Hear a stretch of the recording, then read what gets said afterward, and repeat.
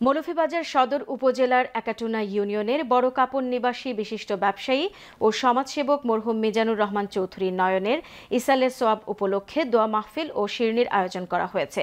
বিস্তারিত জানাচ্ছেন আমাদের মৌলভীবাজারের head of news Khaled Chowdhury. ক্যামেরায় ছিলেন অশ্বিনী সিনহা। মৌলভীবাজার সদর উপজেলার একাটুনা ইউনিয়নে বড়কাপড় নিবাসী বিশিষ্ট ব্যবসায়ী ও সমাজসেবক মরহুম মিজানুর রহমান চৌধুরী নয়নের ইসালে সোয়াব উপলক্ষে দোয়া মাহফিল ও শিরনির আয়োজন করা হয়েছে।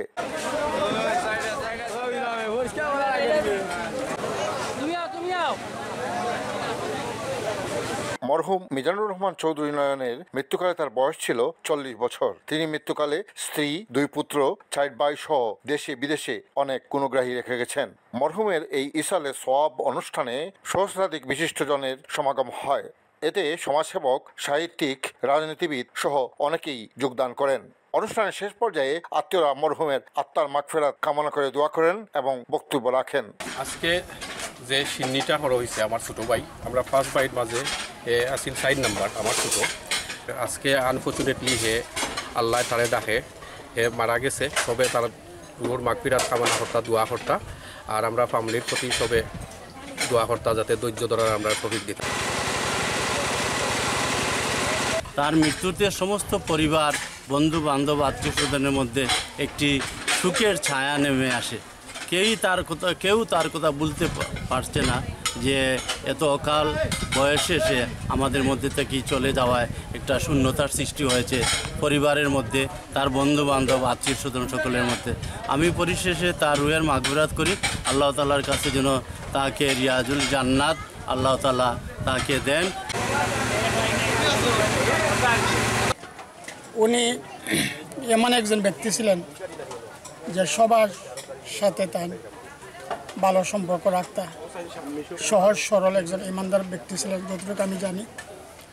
উনির সাথে আমার চলাফেরার মাধ্যমে আমি খুবই ভালো করি উনিকে চিনি। উনি অত্যন্ত একজন সুন্দর মনের মানুষ ছিলেন, সাদা মনের মানুষ ছিলেন। Khaled Chowdhury, channel news, Borokapon, Moulvibazar. বিশ্বনাথের রাজনগর গ্রামের বাসিন্দা যুক্তরাজ্য বিএনপির যুগ্ম সম্পাদক ও বিশ্বনাথ প্রবাসী এডুকেশন ট্রাস্ট ইউকের নবনির্বাচিত সাধারণ সম্পাদক গুলজার খান সংবর্ধিত হয়েছেন।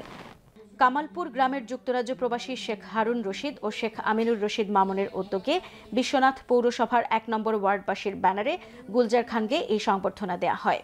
সংবর্ধনা অনুষ্ঠানে সংবর্ধিত ও প্রধান অতিথির বক্তব্যে গুলজার খান বলেন, সিলেটের কোটি মানুষের নেতা এম ইলিয়াস আলী দীর্ঘ 1 যুগেরও বেশি সময় ধরে নিখোঁজ রয়েছেন। গুম নামক কারাগার থেকে এম ইলিয়াস আলী ফিরে আসার আগ পর্যন্ত আমরা তার সহধর্মিনী তাহসিনা রুশদীর লোনার নেতৃত্বে ঐক্যবদ্ধভাবে কাজ করব। উপজেলা বিএনপির সহ সভাপতি ডাক্তার মাহবুব আলী জহিরের সভাপতিত্বে অনুষ্ঠানে বিশেষ অতিথির বক্তব্য রাখেন উপজেলা বিএনপির ভারপ্রাপ্ত সভাপতি গৌস আলী, সাধারণ সম্পাদক লিলু মিয়া, যুক্তরাজ্য কমিউনিটি নেতা মোমিন খান মুন্না, অলঙ্কারী ইউনিয়নের চেয়ারম্যান আতিকুর রহমান লিটন, 10 ঘর ইউনিয়নের চেয়ারম্যান এমাদ উদ্দিন খান, খাজানশী ইউনিয়নের সাবেক চেয়ারম্যান তালুকদার গিয়াস উদ্দিন, যুক্তরাজ্য যুব দলের সহ স্বাস্থ্য বিষয়ক সম্পাদক শেখ হারুন রশিদ ও যুক্তরাজ্য বিএনপি নেতা আজিম উদ্দিন আজির। অনুষ্ঠানের শুরুতে স্বাগত বক্তব্য রাখেন যুক্তরাজ্যের কেন্ট যুব দলের সাংগঠনিক সম্পাদক ও উপজেলা ছাত্র দলের সাবেক সদস্য শেখ আমিনুর রশিদ মামুন। এ সময় আরও বক্তব্য রাখেন এমসি কলেজের ছাত্র দলের যুগ্ম সম্পাদক শেখ পলাশ ও পৌর ছাত্র দলের সদস্য সচিব জাকির হোসেন ইমন। ওসমানীনগর উপজেলার উমরপুর ইউনিয়নের ঘনবসতিপূর্ণ গ্রাম হচ্ছে বড় ইসবপুর। গ্রামের মধ্যে একটি কারখানা স্থাপনের প্রতিবাদে মানববন্ধনের আয়োজন করেন স্থানীয় গ্রামবাসী। এ নিয়ে বিস্তারিত জানাচ্ছেন আমাদের ওসমানীনগর প্রতিনিধি আব্দুল হাদি।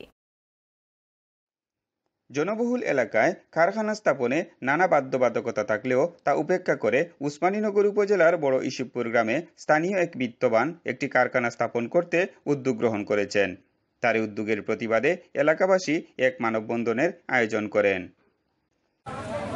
আমি মনে করি এই ইন্ডাস্ট্রি এখানে প্রতিষ্ঠা হলে এর মাধ্যমে যে আমরা ক্ষতির সম্মুখীন হব, সেটি বায়ু দূষণ হবে, পানি দূষণ হবে, মাটি দূষণ হবে এবং মৎস্য নিধনও হবে। গ্রামে আমরা এই ইন্ডাস্ট্রি স্থাপন করলে আমাদের এলাকার পানি শূন্যতায় দেখা দিবে। খালি আমাদের এলাকায় না, বৃহত্তর উমরপুর ইউনিয়নে গিয়েছেন, ডিসি মহোদয়ের কাছে গিয়েছেন, যিনি ইন্ডাস্ট্রিজ করছেন তার কাছে গিয়েছেন। আমি একজন শিক্ষক হিসেবে প্রথমে আমার কাছে আমার বুঝে পড়ে না, এত যোগাযোগের পরেও একটা আবাসিক এলাকায় একটা ইন্ডাস্ট্রি স্থাপনের কাজ এখনো কিভাবে চলতে থাকে, এই প্রশ্নটা আমি সকলের কাছে অপরদিকে কারখানা নির্মাণকারী হীরা মিয়া জনি জানান, কারখানা স্থাপন করলে উপকৃত হবেন এলাকার মানুষ। আমরা এই মরিশিবপুর জায়গা তোমরা সরকারি অনুমতি সব তার লইয়া, সব ধরনের লাইসেন্স লইয়া আমরা এই জায়গা জুস, বিভিন্ন ধরনের জুস, পটেটো চিপস, সয়াবিন তেল, সরিষার তেল করবার উদ্যোগ করে আমরা কি ফ্যাক্টরি শুরু করতাম চাইছিলাম। একটা কর্মস্থান হইল, কর্মস্থান মানে মানুষ 50-60 জনের খাম হইল, এলাকার একটা ভালো হইল। কিছু মানুষ আছে যে নিজের স্বার্থ, নিজ স্বার্থ আমার এইটা জিনিস হইবার দেন না, জিনিসটা সাজাইয়া অন্য লেখার নিচে তারা। মানববন্ধনে সকলের একই দাবি, গণবসতি এলাকা থেকে স্থানান্তর করে উপযোগী জায়গায় যেন কারখানাটি স্থাপন করা হয়। জন্য জনবহুল এলাকায় ইন্ডাস্ট্রি স্থাপন করা যাবে না। বাংলাদেশের বিদ্যমান পরিবেশ আইনে এটা সম্পূর্ণভাবে নিষিদ্ধ। এটা ব্যাপক জনবহুল একটা এলাকা।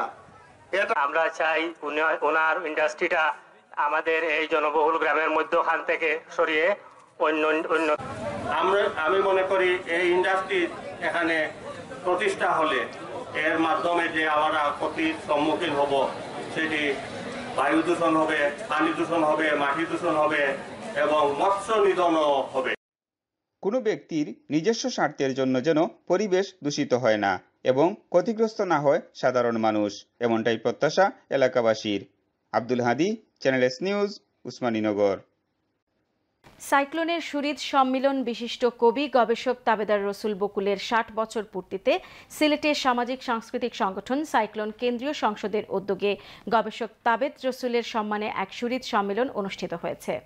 নগরীর একটি অভিজাত হোটেলে সাইক্লোনের সাবেক সভাপতি বিশিষ্ট গল্পকার সেলিম আউয়ালের সভাপতিত্বে সভায় প্রধান অতিথি হিসেবে বক্তব্যে জাহাঙ্গীরনগর বিশ্ববিদ্যালয়ের প্রফেসর ডক্টর এমরান জাহান বলেছেন, আঞ্চলিক ইতিহাসের ছোট বড় বিষয় নিয়েই জাতীয় ইতিহাস সমৃদ্ধ হয়।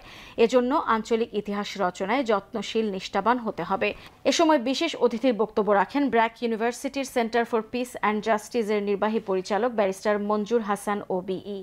সম্মানিত অতিথি হিসেবে বক্তব্য রাখেন বাংলা একাডেমির গবেষণা কর্মকর্তা মামুন সিদ্দিকী, কবি অধ্যক্ষ কালাম আজাদ, সাংবাদিক কলামিস্ট আফতাব চৌধুরী, বাংলা একাডেমির পুরস্কারপ্রাপ্ত গবেষক সুমন কুমার দাস, শিক্ষাবিদ শিরিন হাসান।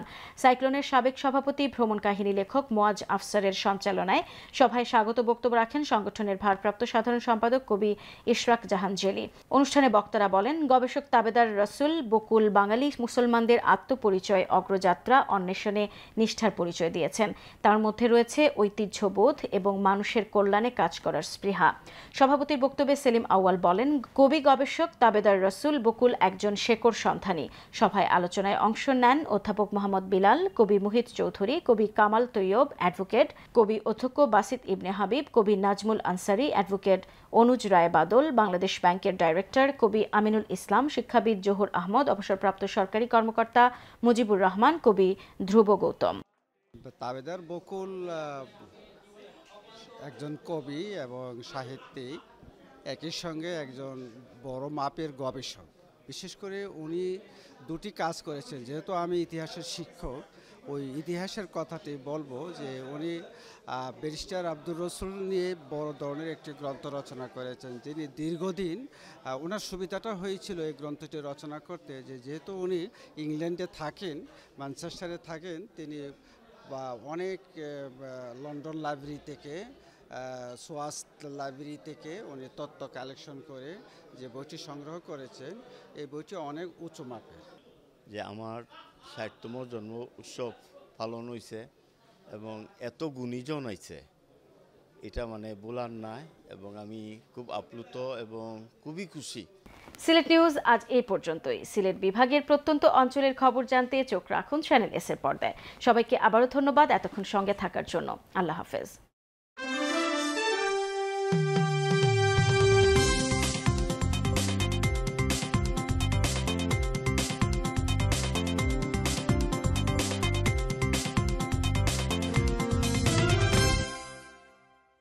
আপনি কি 2025 সালে বাংলাদেশ থেকে নিরাপদে ও স্বাচ্ছন্দ্যে হজ পালনে আগ্রহী? প্রবাসী বাংলাদেশিদের জন্য সোমা ইন্টারন্যাশনাল সার্ভিসেস সাশ্রয়ী মূল্যে ও মানসম্পন্ন সেবার অঙ্গীকার নিয়ে হজ পালনের সুব্যবস্থা করেছে। কোনো প্রকার ঝামেলা ছাড়াই মাত্র 30,000 টাকা প্রদান করে আজই আপনার হজের রেজিস্ট্রেশন সম্পন্ন করুন। বুকিং এবং বিস্তারিত তথ্যের জন্য যোগাযোগ করুন স্ক্রিনে দেয়া নাম্বারে। Soma international services.